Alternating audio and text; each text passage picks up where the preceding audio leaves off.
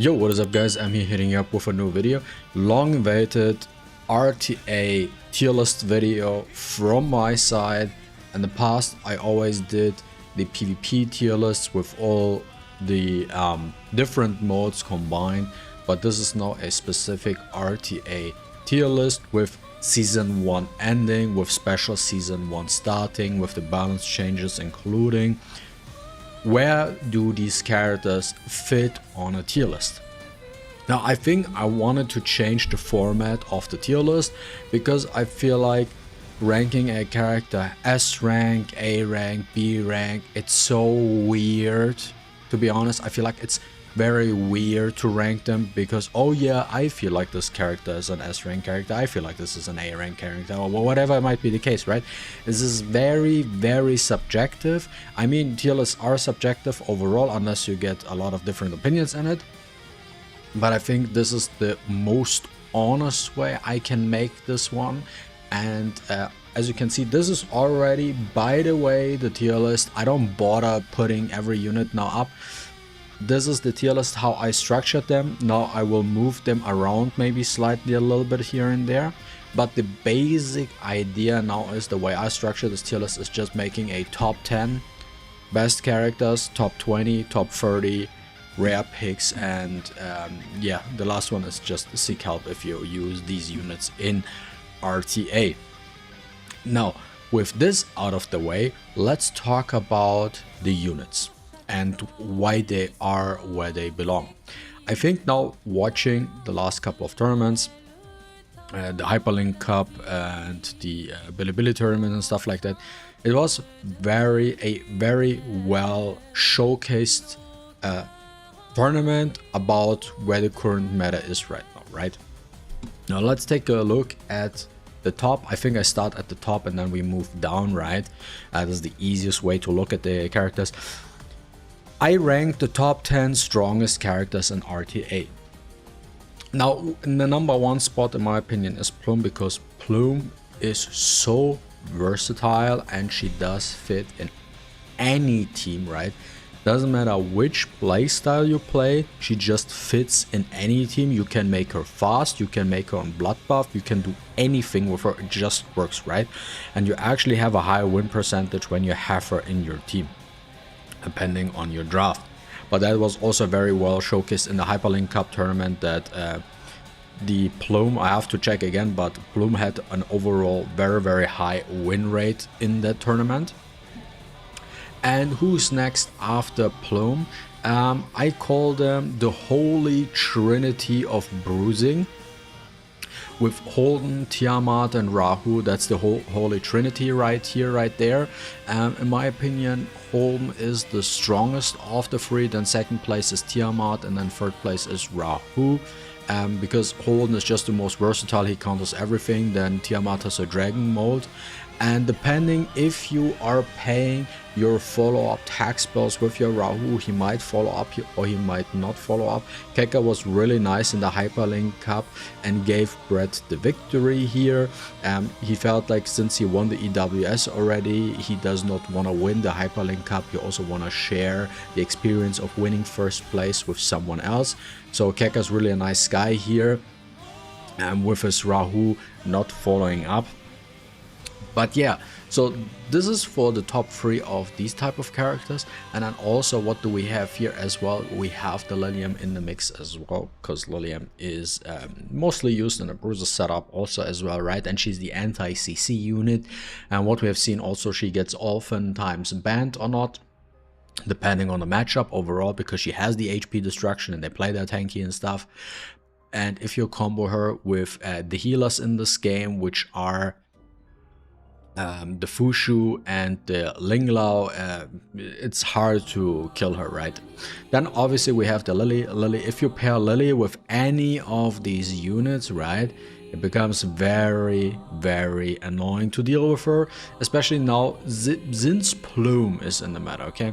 Since Plume is in the meta, Lily has way more chances nowadays to actually get drafted, because the way currently draft works is she does not get pre-banned, and she also is not getting first pick. What they play is like a Plume first pick, Holden, Tiamat, whatever, Fushu, Linglao, whatever they decide to pick at the start, right? And then a Lily, for example, gets locked in into the third in the protected slot, and now she actually gets through. And her on Amber with any of your DPS on Amber becomes very, very annoying to deal with, because just killing them once is not enough. You have to kill a second time. Then obviously this is here the holy trinity of healing, Fushu, Linglao, and Zanya. I would say it's maybe like this, maybe like this. It's hard to tell, to be honest. I think Fushu is here, takes the cake as the #1 most annoying one.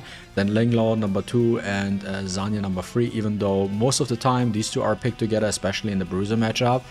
But you will see a lot of Linglao when people try to CC. She becomes very annoying in that type of scenario. And then in the last slot, because I was thinking about who really fits in here in terms of what is getting picked, was not that easy, to be honest, but I feel like just it could have been either or. It could have also been like a Doki, it could have also been maybe like a Viper, but I decided to pick the Veronica here because Veronica is very, very strong if you play her correctly, right? She gets the turn, she steals the buffs. She does damage based on her HP, stuff like that. Very, very oppressive unit, can counter so many different scenarios. The only hard counter she truly has is, for example, the Heinrich, but outside of that, she can actually get around with many different things, and depending on how you play her, do you play on Codex, do you play on Halloween, which is preferred oftentimes, she can be a very, very oppressive unit. So this is how I rank the top 10, and I feel like with this structure it's a lot easier to understand why a character belongs there. If you know, if I would have done it now S and 8, you know, you would say, but why is that character not in tier listed? That's why I feel like for the purposely just for RTA, this feels a lot more natural and understandable, right? Why a character is ranked in this certain manner. Now, looking at the top 20 characters, right? What do we have in the top 20 roster? I feel like this is getting, for me, a little bit harder to rank in terms of who, where of these units belong. But I feel like this here, I already like how this personally looks like. I think I want to rank Mio slightly higher on this list nowadays. So this is how I feel like I would like it to be. And I feel like now with his change, the Kazuya really doesn't change, right? She's still so stupidly strong. I think she's still here nonetheless. But looking at let me try to structure this really quick. It's actually very hard to make this trying to make this as accurate as possible. But yeah, Heinrich is the, if you want to CC, he is the go-to pick for that. I mean, we could also, you know what, could contemplate these two belong even. You know what, I actually like this. You know what, let's actually do it like this. Okay, so this is how I like it a little bit more than that. But yeah, Kazuya is still very strong, even though she got a nerf, but now her sleep is not 2 turns anymore, it's 1 turn. But does it really change anything? Not really that much. She's still super strong. Now Mia also came into the meta because you can make her tanky and stuff like that. She has a freeze, so she can deal a little bit with Fushu's passive turn meter boost, stuff like that, right? And also she applies wound, so she deals with like Amber Tiamats, Amber Holdens, Amber stuff overall, right? So she does help you with cycling, and especially more majority of the people that use her on Blood Buff 2. Then we have the Heinrich. Heinrich is, if you want to play CC, he has to be in there, right? Like you either need the Plume or the Heinrich, you need some sort of threat, right? Because there are not that many strippers in this game. We have the Plume, we have the Heinrich, there is Holden as an option, and somewhere where ranked as Mia as well is also a option overall for this type of ordeal. Now, actually, you know what, I will look at this in a further. But then we have Neo now. Neo now with his buff is very strong, very, very, very strong. I actually plan on lettucing him up because he is such a fantastic and amazing unit now. Pre-buff, he has potential, but the problem was what really holds him back is just that one hit. That one hit in PvP really holds him back for consistence purposes, because there is a 10% innate resistance. Like, you have to deal with all the accuracy and resistance ordeal in this game, and then to top it off, you also have that 10% innate resistance. Now landing your stuff on high resistance targets with a heavy green meta, very, very difficult, right? But now with the change, with him having actually 2 hits and they added resist down as well, now you have 2 instances of getting a freeze, a defense break, and a resist down. Okay, so if you land the res down on the first one, you have now a very high chance of landing the def and the freeze on the second if you didn't land that one on the first one, right? So this really helps him off and entirely changes his usability. From rare pick, he's now 100% a top 20 pick. Then the units we can't forget is also Doki, because Doki is a unit that gets often picked. Like as soon as someone is drafting CC, Doki's getting picked, right? Doki is basically another counter pick to CC. Like people like to use combo like Ling Lao, Doki, stuff like that, right?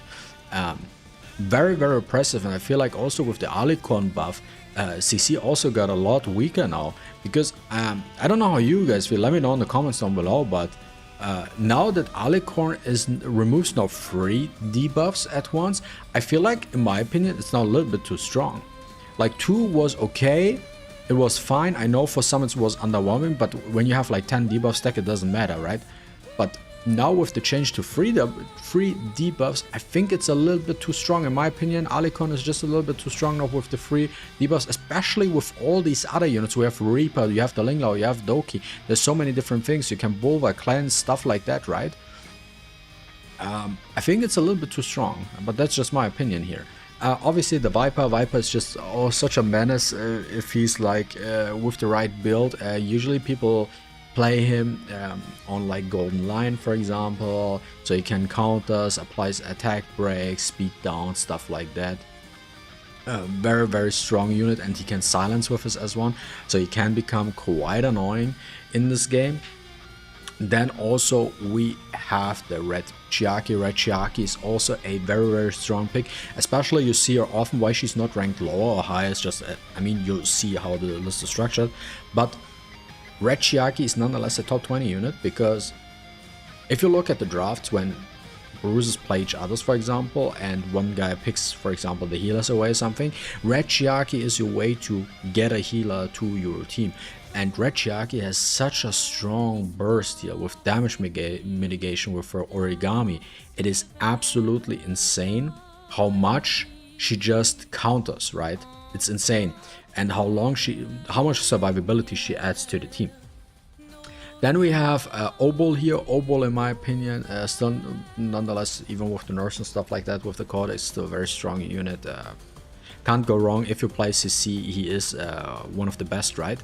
Not as good as the others, but still very, very strong pick overall. Now here, this is just a guess pick, okay? I don't know if it will be true. This is just me guessing, is the Silence.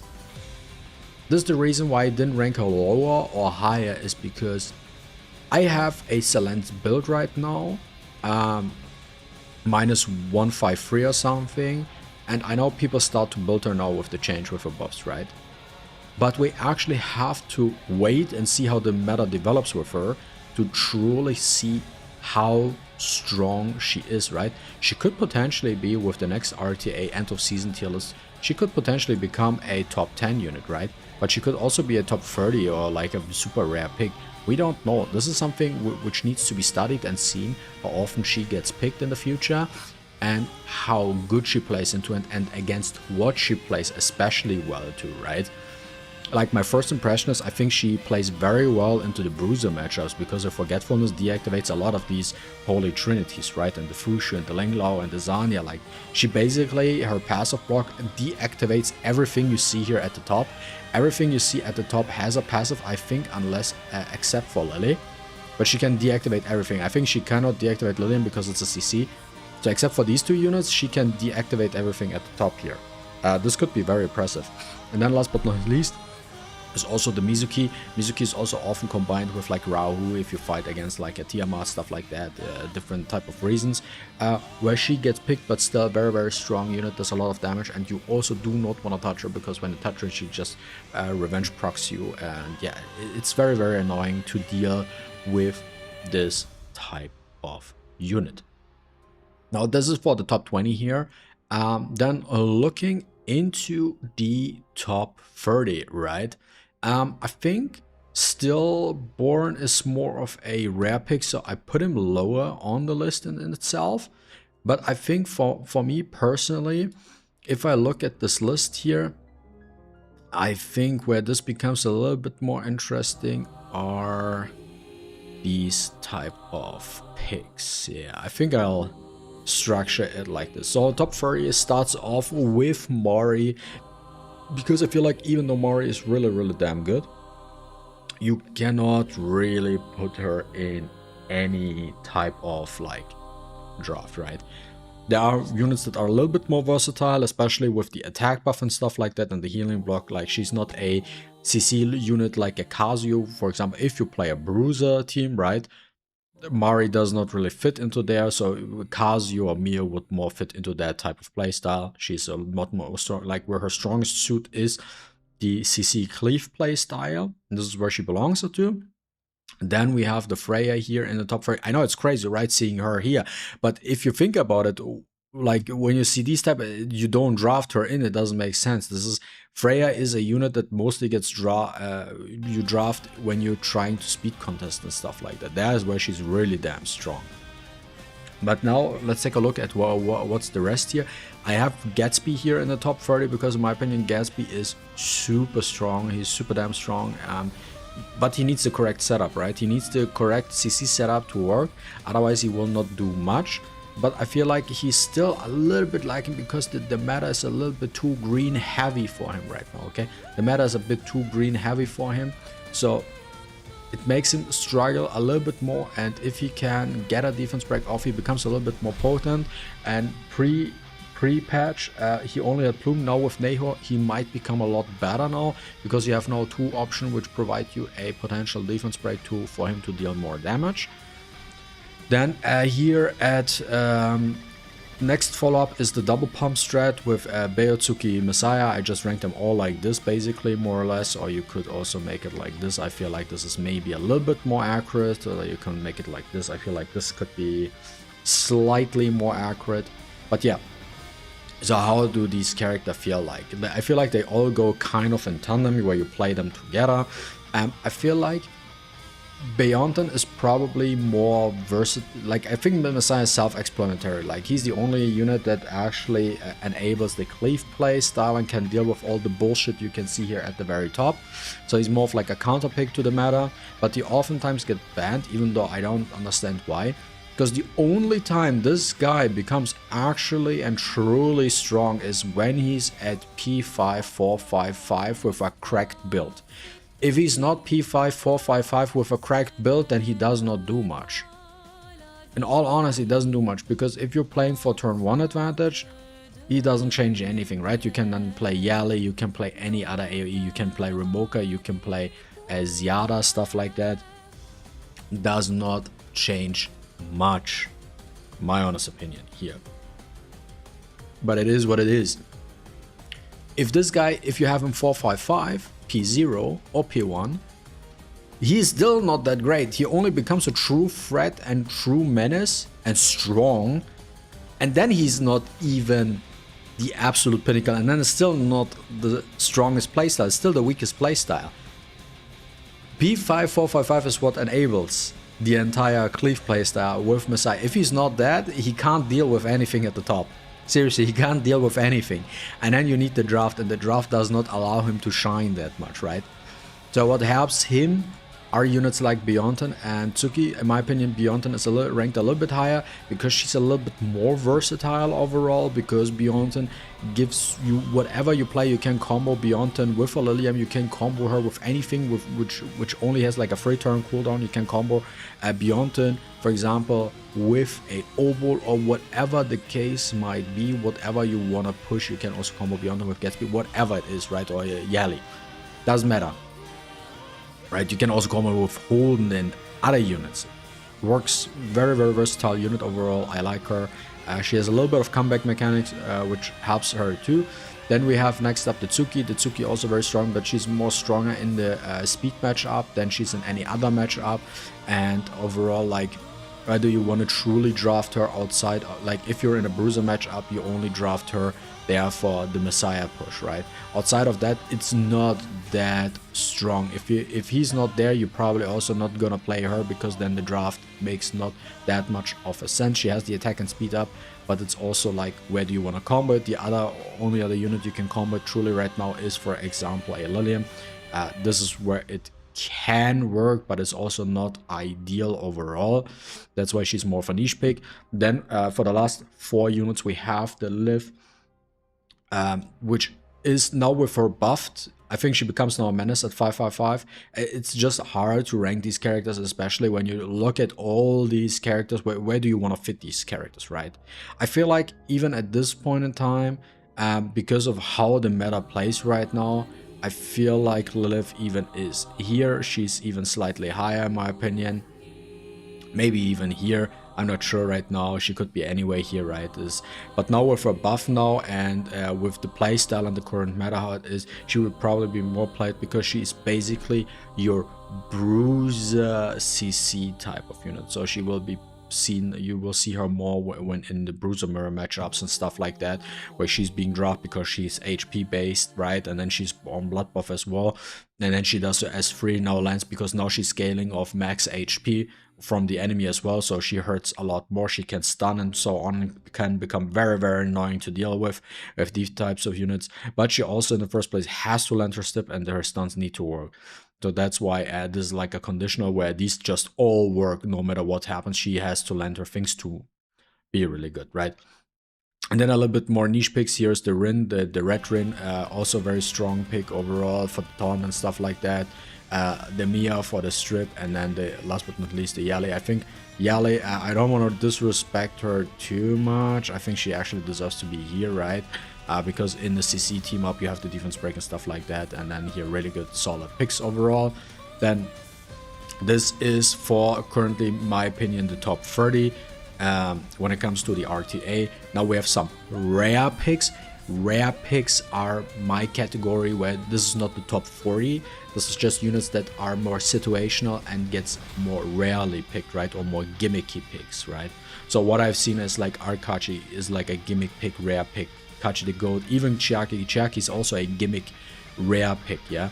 Because this is oftentimes people who like to speed battle. They put their one fastest set on a Chiaki, the Echo, and then slot her into the slot free protected slot, and then win the speed battle, just because they give their fastest set to her, while everybody else just spreads the speeds, right? And that's the gimmick. But once you figure them out, that their gimmick is that unit, and you remember the name, oh, this guy plays Chiaki, you just pre-ban the Chiaki, and they now lose every single battle.